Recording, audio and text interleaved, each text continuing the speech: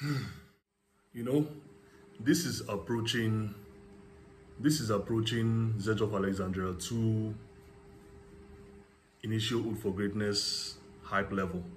This has been getting a lot of hype in the community of recent. And it's shocking because this has been here for quite a while.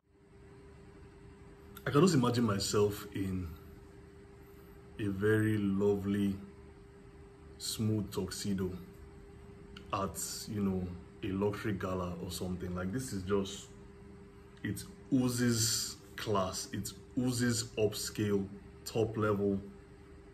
It's gorgeous.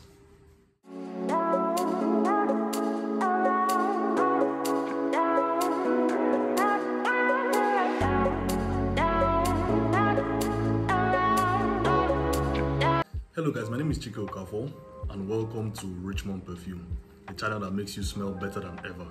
If you're interested in hearing about the best fragrances in the market for men, women and unisex, this is the channel for you. So make sure you like this video, make sure you share this video, and most importantly, make sure you subscribe. This fragrance right here has been getting a lot of hype in the community of recent. And for good reason. Because it's a pretty good fragrance, okay? But as usual, I always tell people to ignore the white noise when it comes to perfumes. Because at the end of the day, it is in your opinion as to whether a fragrance is worth it or not. And I'm gonna give you guys my opinion as to if this is truly worth it or not. Now, a bit of a background. This was launched in 2015 and it is inspired by a village in Turkey, a village that sells spices and herbs. And with what the perfumer came up with, the perfumer was Christian Provenzano, fantastic perfumer. He definitely nailed the description because this is exactly what that is, So yeah, very, very good creative direction. Now, let me talk about how the perfume smells.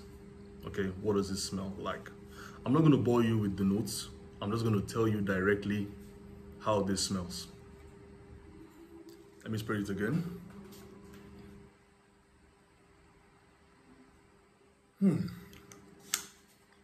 When you first spray this here, the opening is very herbal and very spicy. That's pretty much it. It's a very herbal and very spicy opening. The herbalness comes from the grapefruit and the cypress. Grapefruit is a citrus note that is, of course, orangey, but is also very sour. And cypress is a herb that is very green and has a little bit of pepperiness to it. If you're familiar with fragrances like Tom Ford Italian Cypress, you will definitely know what cypress smells like. Very green, very peppery. So yeah, that's the herbal aspect of the opening. Now the spicy aspect, it comes from saffron and nutmeg. Saffron is a spice that, aside being spicy, it also has a bit of leatheriness to it. And the nutmeg is very, very spicy. And this herbal and spicy aspect is all wrapped in oud. But it's not an oud that is very, very animalic or barnyardy like people say. It's a very smooth oud. The type of oud you find in fragrances like Louis Vuitton Ombre Nomad, and like I mentioned in the intro, Oud for Greatness. Very smooth. The opening is very, very smooth. And I've tested this multiple times and I've worn this. And as it dries down here, you start to get the amber and the vanilla. So you still get the herbal spiciness, but it's mixed with amber and vanilla. So it's a little bit of a sweet dry down, but it's not overly sweet. It just has the spiciness and the herbalness, but with sweetness, okay? What you mainly get here is the grapefruit, the cypress, the saffron, the nutmeg with the oud. That's what you mainly get in here, Now, if you haven't smelled this before, I'm going to tell you a way in which you can get an idea of how this smells. If you're familiar with the fragrance called Bulgari Man in Black, particularly Bulgari Man in Black Orient, this is like a niche version of Bulgari Man in Black. Now, I'm not saying it's a clone. I'm not saying Bulgari Man in Black is a clone. I'm not saying this is a clone of Bulgari Man in Black. No. But if you want to get an idea of how Halfeti smells, definitely look into Bulgari Man in Black Orient. The openings, both openings go in a very similar direction. very spicy, very herbal. But of course, this one takes it up a notch and it is much, much better. So if you like those type of fragrances that have very spicy openings, you will absolutely love this one. Absolutely love this one. Now the performance, honestly, the performance of this blew me away. Like, I wore this at 8 a.m. in the morning, and at 9 p.m. I could still smell this on my skin. I'm not even joking when I tell you this. I could still smell it on my skin at 9 p.m.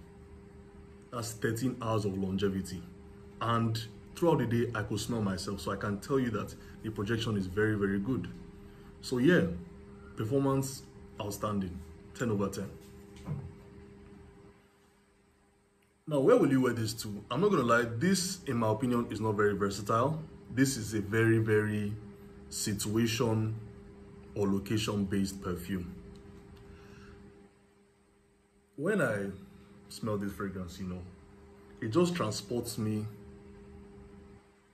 to an imagination of, you know, myself wearing a very smooth luxury tuxedo at a very high upscale event like a gala or something.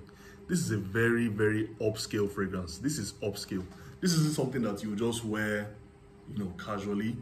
This is a very upscale perfume, in my opinion. Now, I know that, you know, at the end of the day, you can wear perfumes however you want, but me personally, I will keep this for formal occasions only.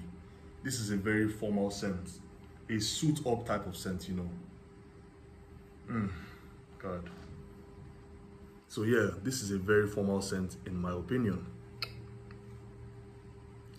So, with all that said, let's get to the question of the day. Is it worth the hype? 100% it is worth the hype. If you like spicy fragrances, look no further. You will absolutely love this one. This is a very smooth, spicy fragrance with elements of oud and elements of herbalness from the grapefruit and the cypress. It is really, really good, and the performance is through the roof. Through the roof. A lot of people call this their holy grail in their collection. A lot of people call this their favorite fragrance. I can see why, because this is a very, very good release by Penhaligons. Absolutely fantastic fragrance. So I think it is worth the hype. Thank you guys for watching this video. I hope you enjoyed it, and don't forget to like, share, and most importantly, subscribe. Till next time, guys.